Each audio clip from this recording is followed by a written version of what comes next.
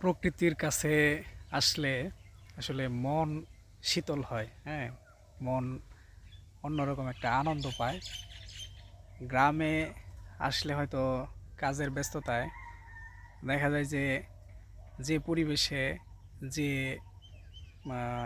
প্রকৃতির মাঝে বড় হয়েছি এগুলার কাছে আসার সুযোগ হয় না।